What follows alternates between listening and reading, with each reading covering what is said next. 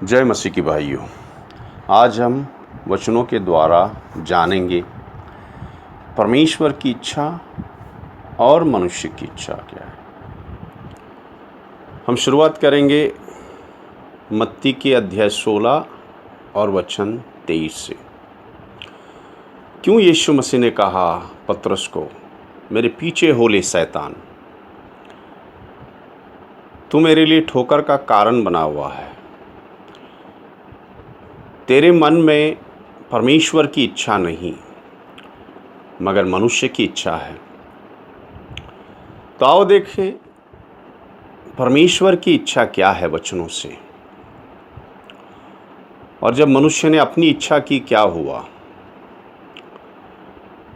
परमेश्वर की इच्छा उसका वचन है।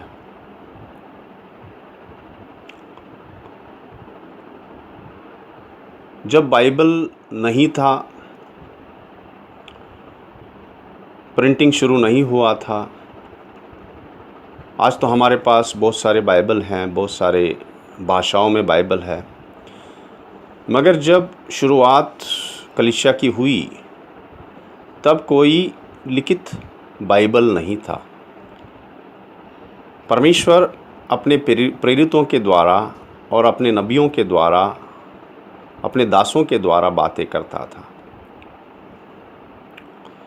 तो आज परमेश्वर की इच्छा हमारे पास लिखित है बाइबल में, और पवित्र आत्मा के द्वारा भी परमेश्वर बातें करता है। मेरे कहने का मतलब ये है, यीशु के ज़माने में हर एक के पास लिखित बाइबल नहीं थी। अगर किसी को वचन जानना था तो वो मंदिर में जाता और याजक से पूछता। मगर आज हमारे पास, सबके पास, हर एक घर में एक न कहीं बाइबल है। तो ये बाइबल परमेश्वर की इच्छा है, हमने पढ़ना है, जानना है, और परमेश्वर पवित्र आत्मा के द्वारा भी बात करता है।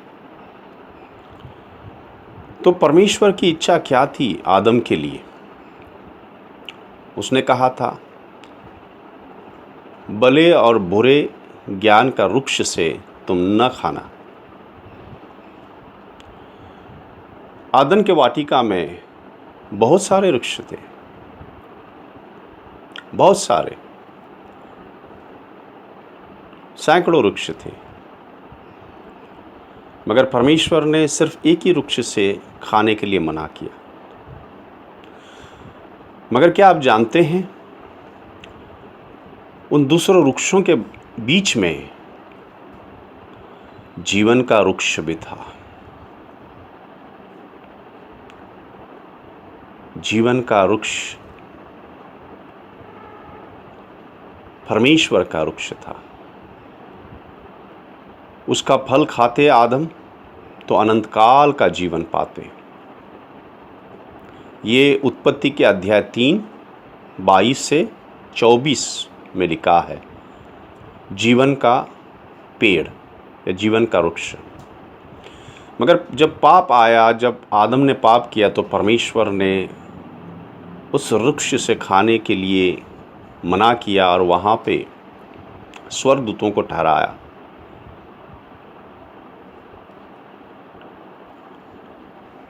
मगर सारी सृष्टि में पहला पाप क्या था?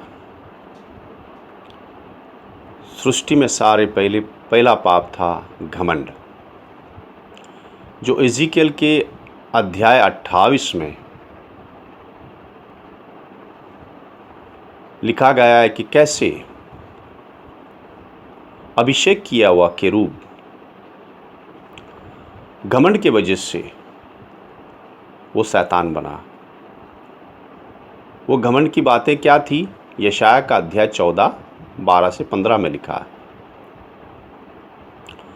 मगर घमंड किस बातों में थी उसको? घमंड था उसकी सुंदरता पे, घमंड था उसके बुद्धि पे, और घमंड था जो अधिकार परमेश्वर ने उसको दिया था। सब रची हुई चीज़ों में से इस अभिषेक किए वो करूब को प्रधान बनाया था। मगर घमंड के कारण जब असंतुष्टता आई, उसको जो पदवी दी थी उससे वो आनंदित नहीं था, उसको परमेश्वर बनना था और फिर उसने विरोध किया।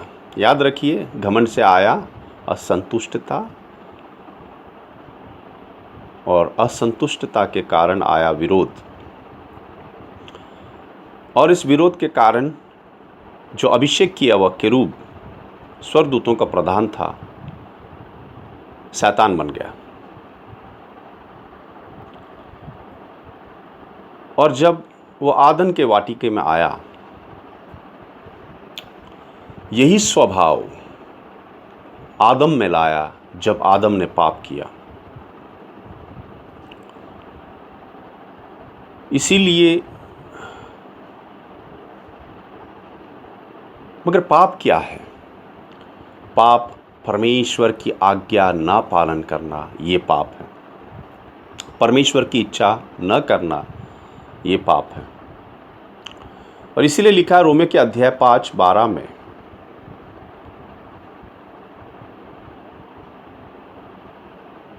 पाप इस संसार में एक मनुष्य के द्वारा आया और इसीलिए सारे मनुष्यों में पाप आया। आपको पता है, उत्पत्ति के अध्याय 1 और वचन 26 में लिखा हुआ है कि आदम को परमेश्वर ने अपने स्वरूप, अपने समानता में बनाया और फिर इस पृथ्वी पर उसको अधिकार दिया।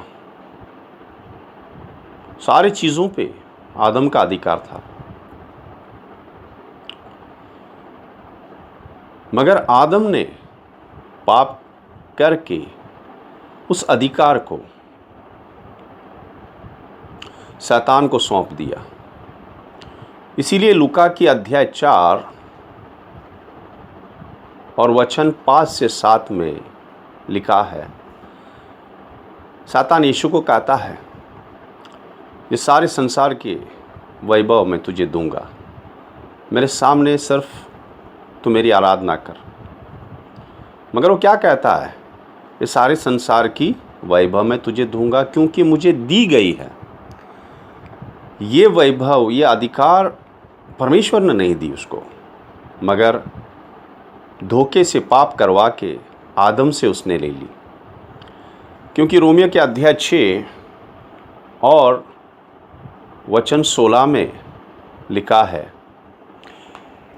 जिसकी हम आज्ञा पालन करते हैं उसका हम गुलाम बन जाते हैं। तो आदम ने शैतान की बात मान के उसकी आज्ञा पालन की और शैतान का गुलाम हो गया।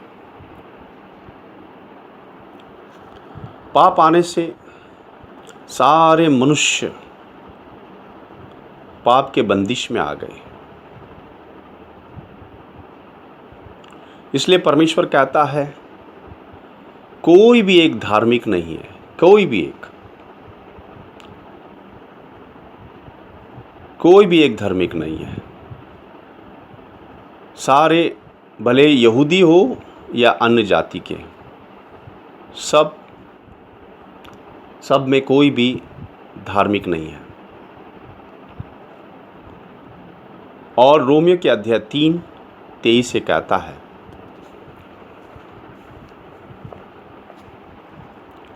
कि सारे मनुष्य ने पाप किया और परमेश्वर की महिमा से वंचित हैं।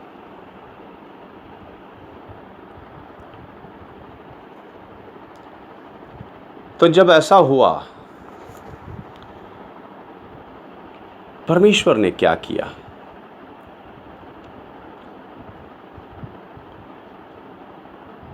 हमारे परमेश्वर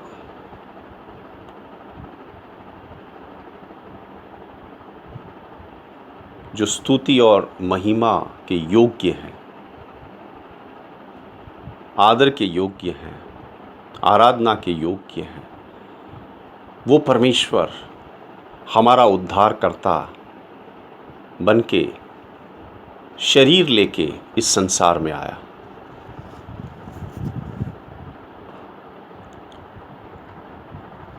क्योंकि हम शैतान के वंश में थे, शैतान के हाथ में थे। हम में से कोई धार्मिक नहीं था जो शैतान का मुकाबला करता। इसीलिए स्वर्ग से हमारे परमेश्वर, राजाओं के राजा, प्रभुओं के प्रभु उतर आए और उसने सारे संसार का पाप उस क्रूस पे लिया। और यही नहीं, यीशु ने क्रूस पे मर के शैतान के पास जो सामर्थ था,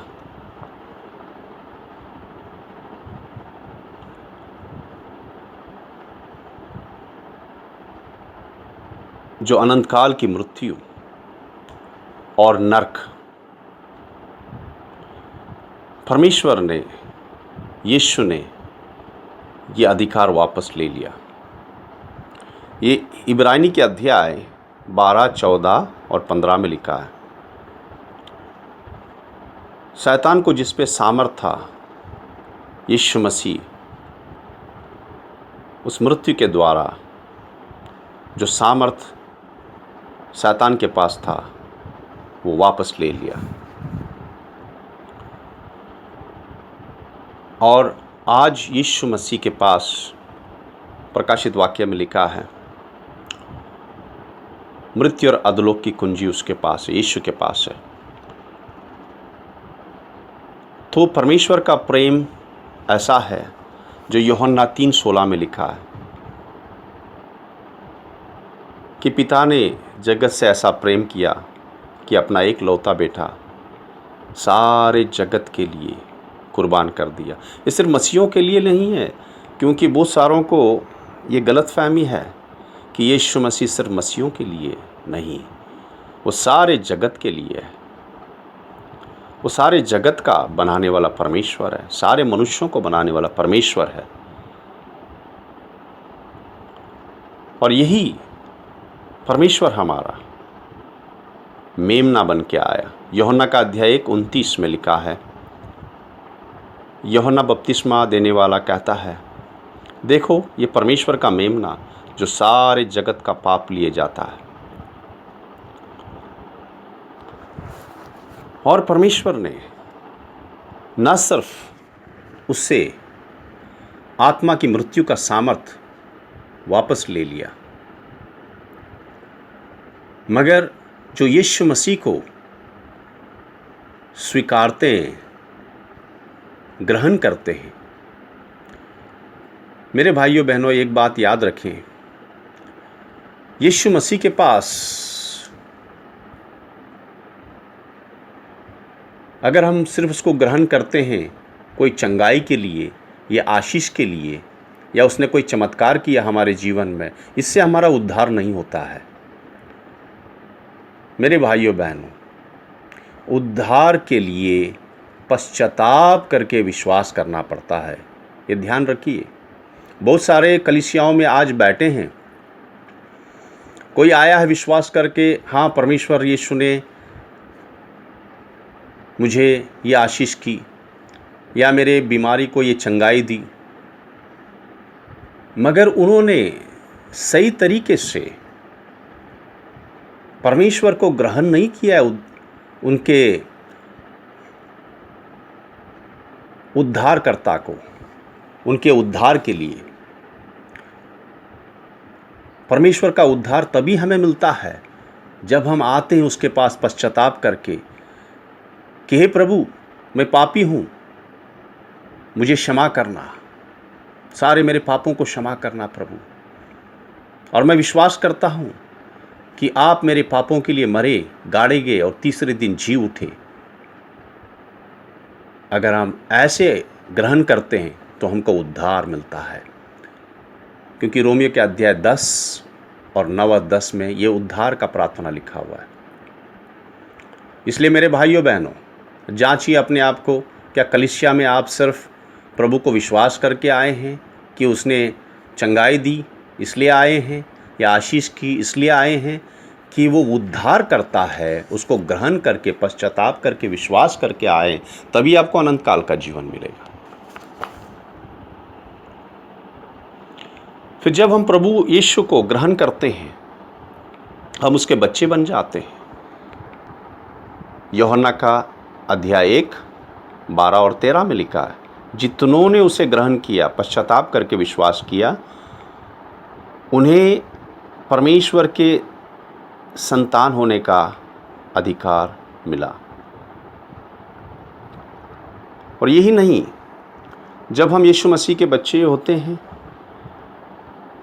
परमेश्वर हमें अधिकार देता है मरकुस का अध्याय 16-17 में कि जो यीशु मसीह में हैं, विश्वास करके चलते हैं, वो दुष्ट आत्मा निकालेंगे, हाथ रख के प्रार्थना करके चंगाई देंगे, चंगाई मिल जाएगा उनको।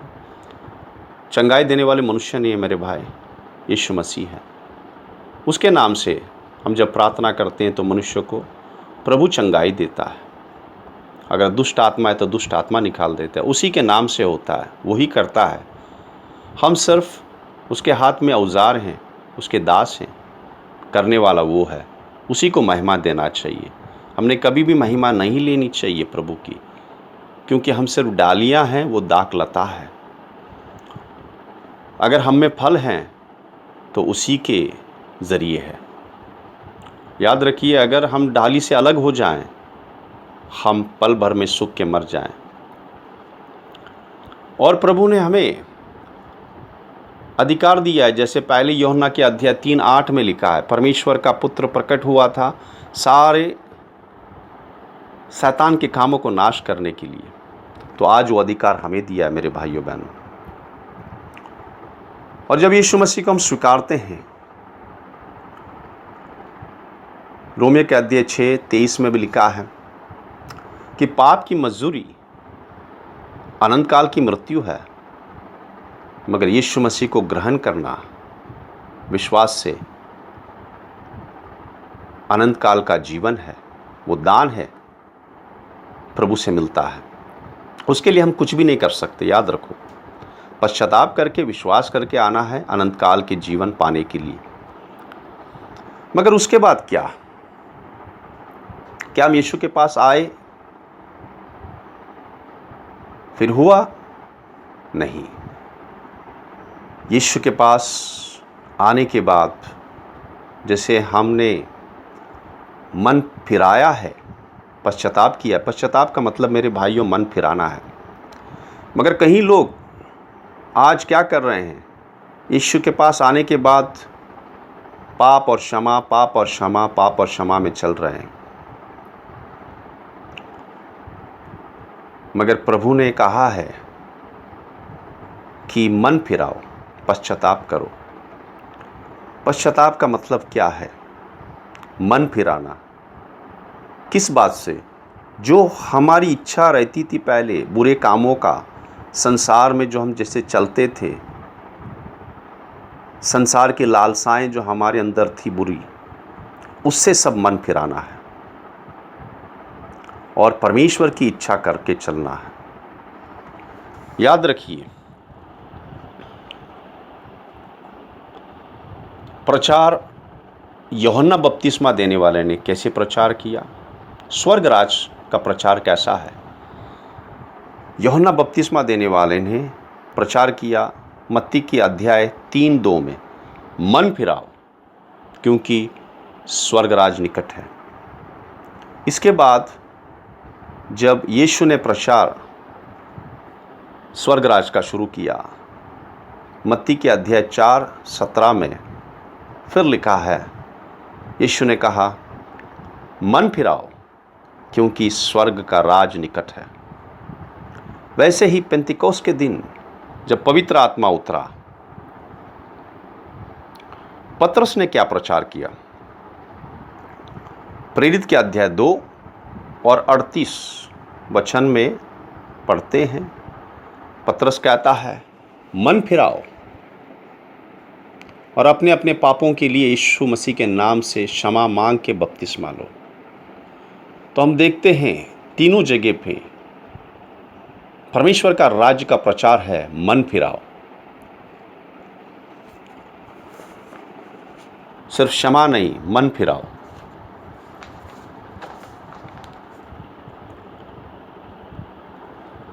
आज कलीसिया में क्या हो रहा है? आज बहुत सारे कलीसियाओं में पश्चाताप और पवित्रता का प्रचार नहीं है।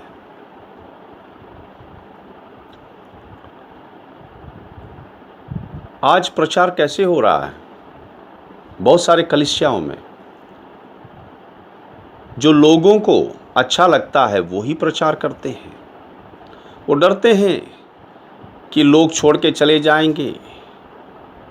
और कौन सा प्रचार करते हैं? जो लोगों को अच्छा लगता है, तुम्हें आशीष मिलेगा, परमेश्वर तुम्हें चाहता है, तुम्हें चंगाई मिलेगी, परमेश्वर तुम्हें धन से आशीष करेगा।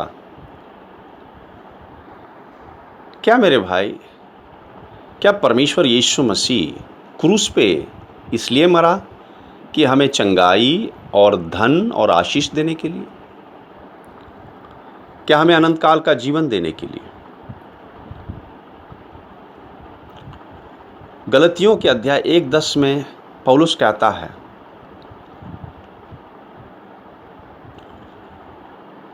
मैं मनुष्य को प्रसन्न नहीं करता हूं, मगर जो सत्य है परमेश्वर का वो कहता हूं, क्योंकि अगर मैं मनुष्य को खुश करने लगूं तो मैं परमेश्वर का दास सेवक नहीं हो सकता।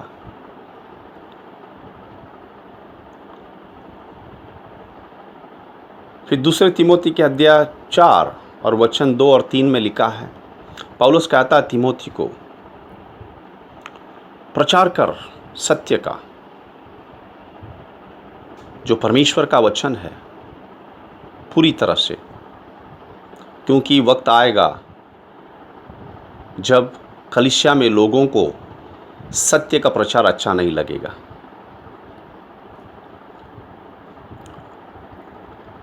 फिर फिलिपियों के अध्याय 2:12 में पौलुस क्या कहता है? पौलुस कहता है, रोज धार्मिक के काम में चलो, परमेश्वर के भय में।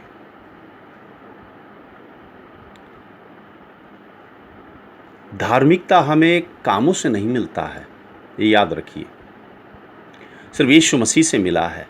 मगर इसका मतलब क्या है? एक बार हम उद्धार में जब आते हैं तो उस उद्धार में चलना है। उद्धार में चलने का मतलब क्या है? जैसे याकूब की किताब में लिखा है, हमारा विश्वास कैसे साबित होता है? हमारे कामों से साबित होता है। मेरे भाइयों, मेरे बहनों, आप और मैं रोज क्या बोलते हैं, क्या सोचते हैं, क्या देखते हैं, क्या करते हैं, इससे हमारा विश्वास साबित होता है। आप और मैं जानते हैं कि हम कैसे चल रहे हैं। किसी ने हमें बताने की ज़रूरत नहीं, पवित्र आत्मा अगुवाई करता है और हमारी आत्मा गवाही देती है कि हम कैसे चलते हैं। इसलिए याकूब कहता है,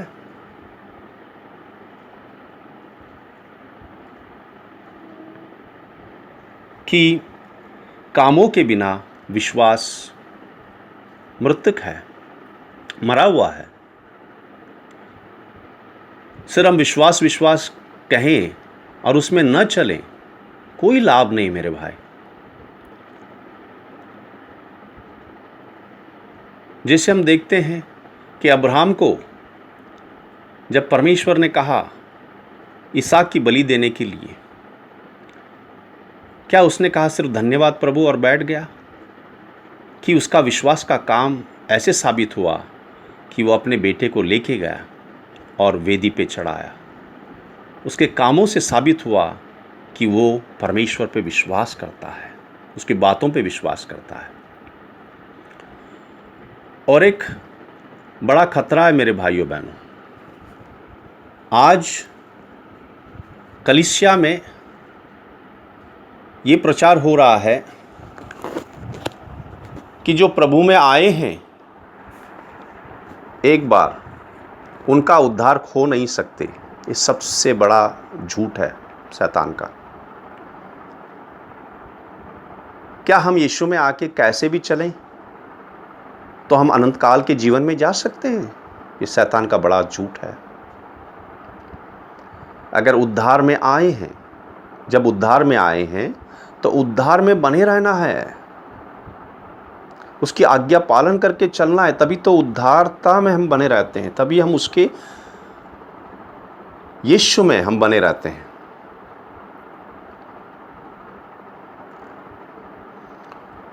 और मेरे भाइयों बहनों, और एक बात हमने याद रखना है, हमारा जीवन कैसा है हमने जांचना है। क्या होता है, आज कलीसिया में बहुत सारे एक दूसरे को जांच रहे हैं मगर अपने आप को नहीं जांच रहे हैं। वो दूसरों को देख रहे हैं कि दूसरा क्या कर रहा है, कैसे चल रहा है। मेरे भाइयों बहनों, परमेश्वर ने हमें दूसरों की न्याय करने के लिए नहीं बुलाया है। न्याय करने वाला एक ही है, वो है परमेश्वर। हमने अपने जीवन का न्याय करना है, जांचना है कि हमारा जीवन कैसा है। याद रखिए, अच्छे कलीसिया में बैठने से हमारा उद्धार नहीं होगा। कोई अच्छे पास्टर हैं, कोई भाई हैं, अच्छी कलीसिया है, उसमें बैठने से हमारा उद्धार नहीं होगा। प्रभु की आज्ञा पालन करके चलने से हम उद्धारता में चलते हैं, हम बच जाएंगे। पास्टर और भाई अच्छे हैं, वो प्रभु का वचन देते हैं, प्रभु का वचन आत्मिक रोटी देते हैं, मगर आज्ञा पालन करना हमारा काम है, हर एक का। कोई पास्टर या कोई भाई हमारे लिए, हमारे जीवन के लिए वो आज्ञा पालन नहीं कर सकता है। हमने विश्वास में चलना है, हमने प्रभु की आज्ञा पालन करना है स्वयं। जैसे कोई हमारे पेट के लिए खाना नहीं खा सकता है, हमने स्वयं खाना है, ऐसे ही प्रभु का आज्ञा पालन करके विश्वास में चलना, ये हमने स्वयं करना है।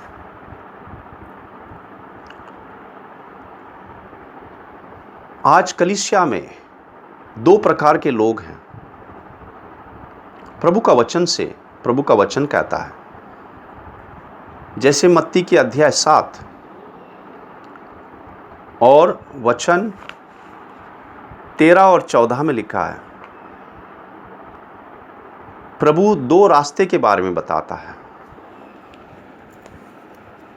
कि बड़ा है एक रास्ता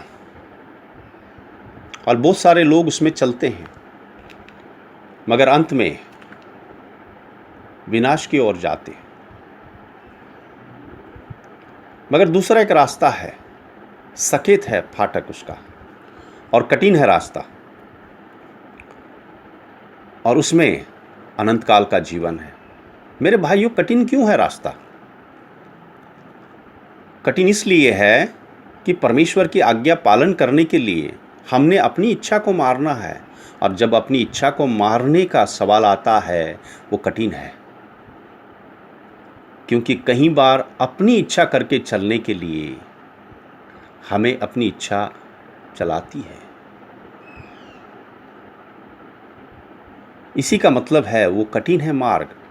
मगर प्रभु ने क्या कहा है, अगर तुम मेरे पीछे आना चाहते हो तो रोज़ अपना क्रूस उठाओ और मेरे पीछे चलो। क्रूस उठाने का मतलब है अपनी इच्छा को मारना। क्रूस पे मृत्यु होती है, और ये मृत्यु क्या है? अपनी इच्छा को मारना है, अपनी इच्छा की मृत्यु, और प्रभु की इच्छा करना है, तभी हम उसके पीछे चल सकते हैं। फिर प्रभु कहता है मत्ती के अध्याय 7 18 18 और 19 में प्रभु यहाँ पे दो झाड़ बताता है। झाड़ याद रखिए हमारा जीवन है, और फल जो हैं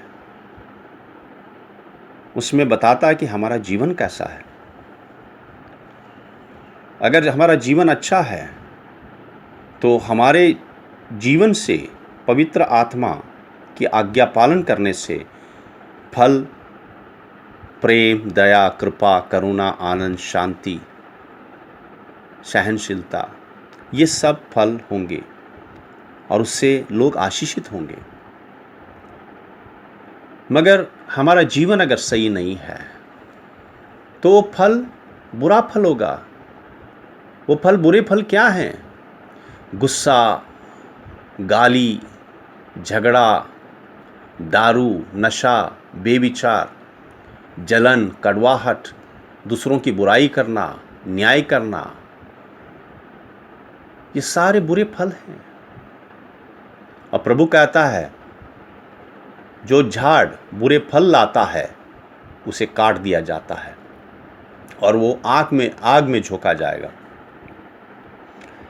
फिर मत्ती के अध्याय 7 में प्रभु दो घर के बारे में बात करता है। मत्ती के अध्याय 7, 24 और 25। प्रभु जो आज्ञा पालन करता है उसकी, और आज्ञा पालन करके चलता है, प्रभु कहता है ये बुद्धिमान है। यही अपना घर चट्टान पे बनाया हुआ है और वो घर कभी नहीं हिल सकता, क्योंकि आज्ञा पालन करके चलता है, कठिनाई में विश्वास करके चलता है। देखो, विश्वास की ज़रूरत हमें है, क्योंकि आज्ञा पालन करना कभी कभी आसान नहीं है, बहुत कठिन होता है।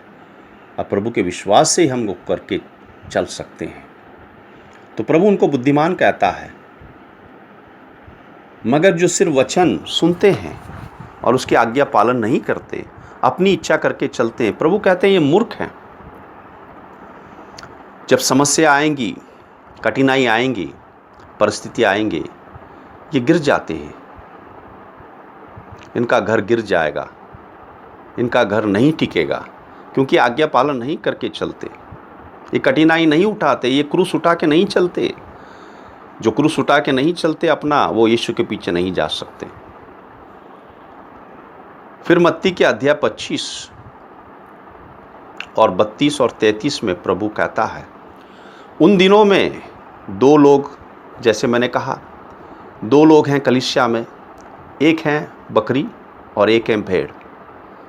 जो भेड़ हैं वो प्रभु के हैं, जो बकरी हैं वो परमेश्वर के नहीं है। क्योंकि पता है बकरी और भेड़ में क्या फ़र्क है। अब भेड़ को मारिए, वो सर झुका के चलेगा, नम्रता से चलेगा। मगर अब बकरी को मार के देखिए, वो अपने सींग से तुमको मार देगा। तो प्रभु क्या बताता है, देखिए कि अपना स्वभाव कैसा है। क्या स्वभाव क्षमा करने वाला है या स्वभाव विरोध का है, बदला लेने वाला है। फिर प्रभु मत्ती के अध्याय 13 और वचन 30 में कहता है एक जंगली झाड़ है, दूसरा गेहूं है। मेरे भाइयों बहनों, आज कलीसिया में दो प्रकार के लोग हैं। दोनों दिखते तो एक ही हैं बाहर से, जैसे जंगली झाड़ भी वही दिखता है गेहूं के पौधे की तरह। मगर जब आप देखो नज़दीक जाके, जंगली झाड़ में कुछ नहीं है, बेकार है, ऐसे उगा हुआ है। मगर गेहूं जो है वो लोगों को आशीष करता है, क्योंकि गेहूं हम खा सकते हैं। तो प्रभु कहता है एक होगा जिसका जीवन बेकार होगा प्रभु के लिए, और दूसरा होगा जो उसका जीवन प्रभु के लिए आशीषित होगा। याद रखिए मेरे भाइयों बहनों, प्रभु ने उस अंजीर के झाड़ को श्राप क्यों दिया? वो अंजीर का झाड़ श्रापित क्यों हुआ? क्योंकि सिर्फ पत्तों से भरा हुआ था, उसमें कोई फल नहीं था, किसी को आशीष नहीं कर सकता था, सिर्फ दिखावा था। दिखने में ऐसा लगता था बहुत सारा फल है, मगर जब जाके प्रभु ने देखा कोई फल नहीं है, सिर्फ पत्तों से भरा हुआ है। तो प्रभु नहीं चाहता कि हमारा जीवन सिर्फ कामों से उलझा रहे, बताने के लिए कि हम कितना कर रहे हैं, मगर अंदर से कोई फल नहीं है। जैसे मार्ता बहुत सारे काम में उलझी थी, मगर मरियम का जीवन कैसा था? वो प्रभु के पैर के पास बैठ के सुन रही थी। जब मार्ता आई शिकायत देने के लिए मरियम का, प्रभु ने मरियम को नहीं, मार्ता को डांटा। उसने कहा, मार्ता मार्ता बहुत सारी चीज़ों में उलझी हो तुम, पहले बैठो प्रभु के पैर के पास, सुनो प्रभु क्या कहता है, उसकी क्या इच्छा है। ऐसा जीवन होना है। और पता है, मरियम ने ही प्रभु का अभिषेक किया, उस इत्र से, मार्ता ने नहीं। क्योंकि जो प्रभु के पैर के पास बैठता है वो प्रभु का मन और हृदय जानता है, प्रभु से बातें करता है, उसका जीवन बदलता है। और फिर प्रभु कहता है कि दो तरह के लोग होंगे, एक होंगे उसके पवित्र कुंवारियाँ, 2 कुरिन्ती के अध्याय 11 और वचन 2 में। जैसे पौलुस कहता है कि मैंने तुम्हें एक मनुष्य को ठहराया है जो तुम्हारा पति है, ताकि मैं उसे तुम्हें पवित्र कुंवारी करके भेंट कर दूं। मेरे भाई, सच्चा कलीसिया जो है वो पवित्र कुंवारी है, वो यीशु के लिए तैयार हैं, यीशु के भय में चलते हैं। मगर दूसरे जो हैं, दूसरे तरह के लोग कलीसिया में जो हैं, याकूब के अध्याय 4 और वचन 4 और 5 में लिखा है, याकूब कहता है उन्हें, हे बेविचारियों।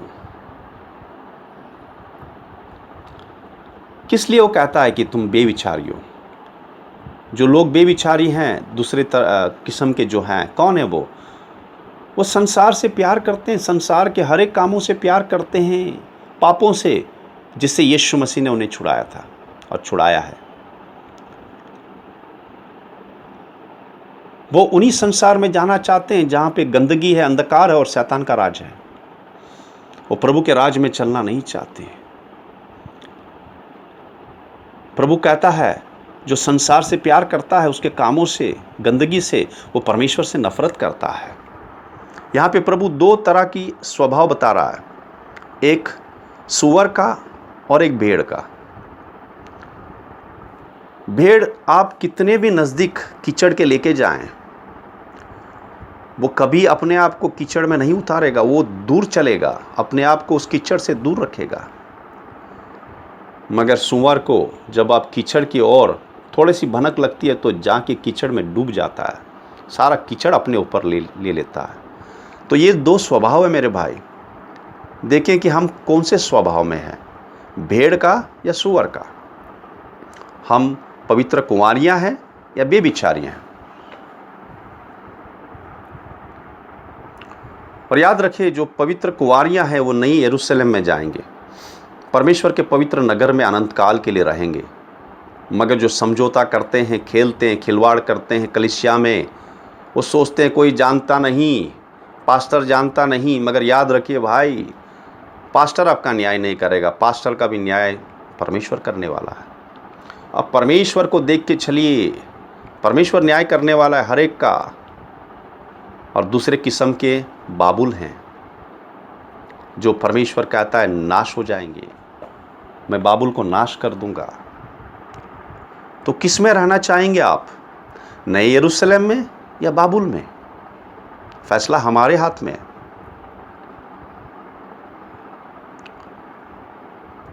और आखिर में मेरे भाइयों बहनों, जो परमेश्वर की आज्ञा पालन करता है, उसकी इच्छा करता है, देखो प्रभु क्या कहता है उसे। और जो इच्छा पालन नहीं करता है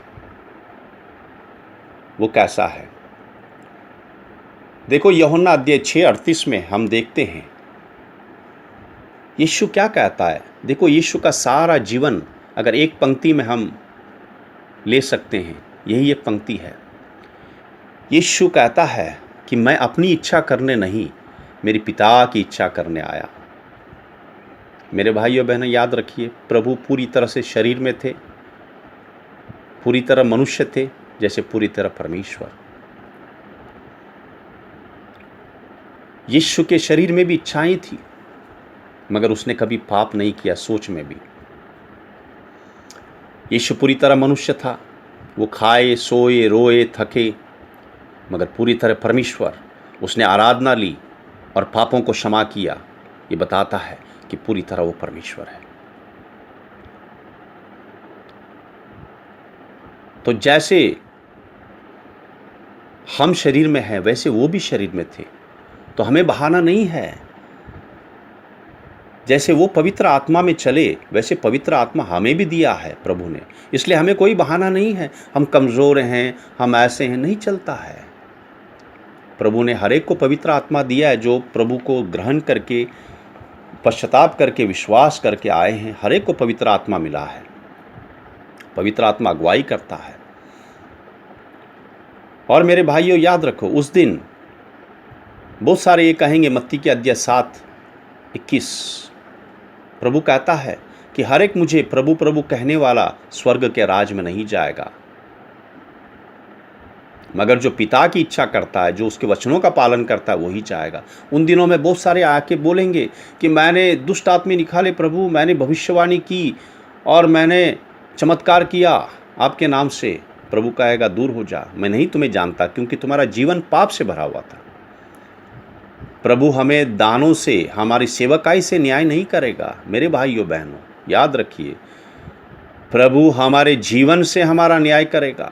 इसीलिए पौलुस कहता है कि मैं मेरे बदन को, मेरे शरीर को मैं मारता कुटता हूँ। यानी पौलुस चाबुक लेके नहीं कुटता था अपने शरीर को, मगर वो अपनी इच्छा को मारता था, अपनी इच्छा को मार के चलता था और प्रभु की इच्छा करता था। इसलिए वो कहता है, मैं अपने शरीर को मारता कूटता हूँ, संयम में रखता हूँ, ताकि मैं जब दूसरों को प्रचार करूँ, मैं खुद निकम्मा ना बन जाऊँ। यानी मैं प्रभु का सेवक तो हूँ, मैं प्रचार करता हूँ, प्रभु का काम करता हूँ, मगर अंत में मैं स्वयं निकम्मा होके नरक ना चला जाऊँ। इसलिए मत्ती के अध्याय 10 और 22 में लिखा है, जो अंत तक धीरज धरेगा, जो अंत तक विश्वास में रहेगा। विश्वास किस लिए? रोज़ कठिनाई आती है, रोज़ दो रास्ते आते हैं, या संसार में चलना बड़े रास्ते में, या कठिन रास्ते में चलना, आज्ञा पालन करना, कठिन रास्ते में चलना है मेरे भाइयों। इसलिए लिखा है, जो अंत तक धीरज धरेगा उसी का उद्धार होगा। और अंत में दो इच्छाओं के बारे में हम फिर से देखते हैं। आदम ने अपनी इच्छा की और क्या लाया? सारे संसार में आत्मिक मृत्यु लेके आया, पाप लेके आया। वहीं पे जो हमारा अनंत काल का परमेश्वर शरीर में आए, उसने क्या की? उसने पिता की इच्छा की, पिता की इच्छा करके चले और सारे मनुष्य जाति के लिए अनंत काल का जीवन लाए। मेरे भाइयों, फैसला आपके हाथ में है। आज वचन के द्वारा प्रभु ने हम सबको बताया कि मनुष्य की इच्छा क्या होती है और मनुष्य की इच्छा अपनी इच्छा करने से क्या होता है और मनुष्य परमेश्वर की इच्छा करने से क्या होता है। आओ प्रार्थना करें। अब्बा पिता, जो वचन आपने दिया प्रभु, हम सबको, सबके लिए वचन सबके लिए है। बड़े छोटे, पास्टर, हर एक दास, कोई वचन से ऊपर नहीं है। वचन हम सबके लिए है। सब ने प्रभु का वचन पालन करना है। प्रभु मैं प्रार्थना करता हूँ पिता, हम सबको पवित्र आत्मा से भर दे प्रभु, हमारी आत्मिक कान और बुद्धि खोल दे प्रभु, ताकि जो वचन प्रभु हमें मिला है उसको आज्ञा पालन करने वाला आप हृदय देना प्रभु। आपके नज़र में सिर्फ वचन सुनने वाले नहीं मगर वचन पालन करने वाले बुद्धिमान हैं और ये अनंत काल के जीवन में जाएंगे। अब्बा पवित्र आत्मा हम सब की मदद करना कि रोज़ विश्वास में चलने के लिए और आपकी आज्ञा पालन करके चलने के लिए और यीशु के लिए तैयार होने के लिए और अनंत काल के जीवन में जाने के लिए। हाँ, क्योंकि प्रभु ने हमें चुना नहीं नाश होने के लिए मगर अनंत काल का जीवन पाने के लिए। उसके लिए विश्वास में चलना है। हर एक को पवित्र आत्मा दिया है प्रभु के बच्चों को और पवित्र आत्मा हमारी मदद करता है। रोज़ पवित्र आत्मा से भरपूर हो जाइए और पवित्र आत्मा की आज्ञा पालन करके चलिए। वचन के द्वारा धन्यवाद करते हैं पिता, सारा आदर महिमा आपको देते हैं। यीशु मसीह के पवित्र नाम में प्रार्थना करते हैं, आमीन।